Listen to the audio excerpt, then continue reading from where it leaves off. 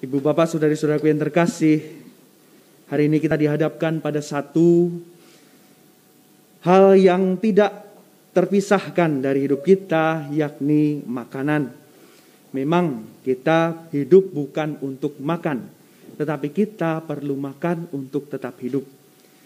Kalau tadi kita mendengarkan bagaimana Paulus dalam permenungannya ketika dia mendapatkan panggilan Tuhan, dia sempat tidak makan selama 3 hari. Dia tidak makan, tidak minum. Tapi kemudian ketika dia sudah menerima pembaptisan, kemudian dia makan dan pulihlah kembali keadaannya, pulihlah kembali kondisinya sehingga dia bisa mewartakan. Dari situlah kita tahu bagaimana kita manusia ini memerlukan makanan untuk memulihkan diri kita, untuk memulihkan kondisi kita. Maka hari ini Yesus mengatakan dirinya kepada orang-orang yang meragukannya, kepada orang-orang yang menganggap Yesus ini mengajarkan sesuatu yang sesat, bahwa dirinya adalah benar-benar makanan. Dan barang siapa yang makan daging dan minum darah, yakni tubuh dan darah Yesus sendiri, mereka akan beroleh kehidupan yang sejati. Apa maksud dari yang disampaikan Yesus ini? Saudari-saudaraku yang terkasih, dalam ritus orang Yahudi, dalam peribadatan mereka, biasa dilaksanakan yang namanya persembahan kurban.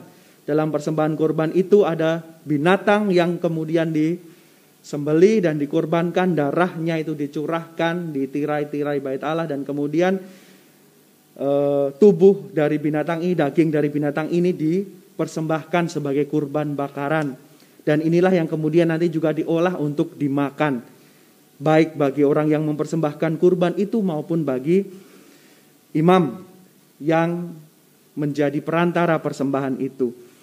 Nah, apa yang dikatakan Yesus hari ini tidak bisa dipisahkan dari peribadatan ritus yang dirasakan oleh orang Yahudi sendiri, bahwa mereka selama ini melakukan kurban yang berulang-ulang, yang bisa dikatakan kurban yang sia-sia. Tetapi dengan pengorbanan Yesus di kayu salib, dengan penyerahan dirinya sampai mati, mencurahkan darahnya bagi kita, disitulah kemudian kurban yang sejati dipersembahkan.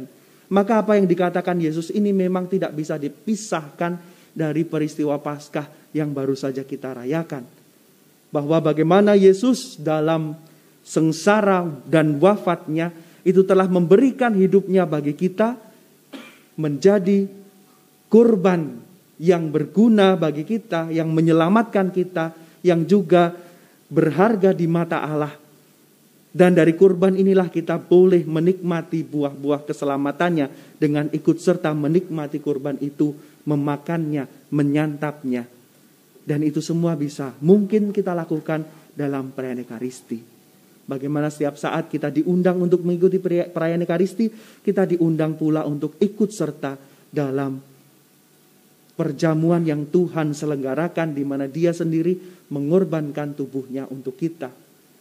Doa syukur agung, kalimat konsekrasi, ketika Yesus mengangkat roti dan anggur dan menunjukkan itu sebagai dirinya, sebagai tubuh dan darahnya, itulah pusat iman kita, di mana kita sekalian boleh menikmati bersatu dengan Yesus yang mengorbankan dirinya bagi kita.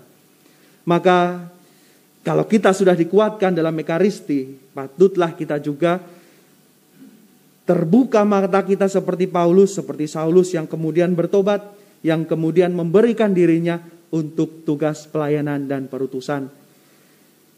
Semoga kita sekalian seperti Paulus, setiap hari kita diundang untuk membarui inisiasi kita, membarui bahwa kita adalah orang yang telah dibaptis, kita adalah orang yang telah disatukan dalam Ekaristi, dan kita adalah orang-orang yang sudah menerima Roh Kudus yang diutus untuk menjadi pewartanya, menyebarkan kabar baik, karya keselamatan yang telah kita terima kepada semua orang.